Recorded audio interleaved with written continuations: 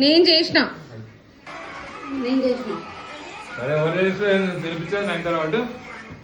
అయిపోయింది. నైన్తార వచ్చింది అమృతం లెక్క అమృతం నాయనా అబ్బా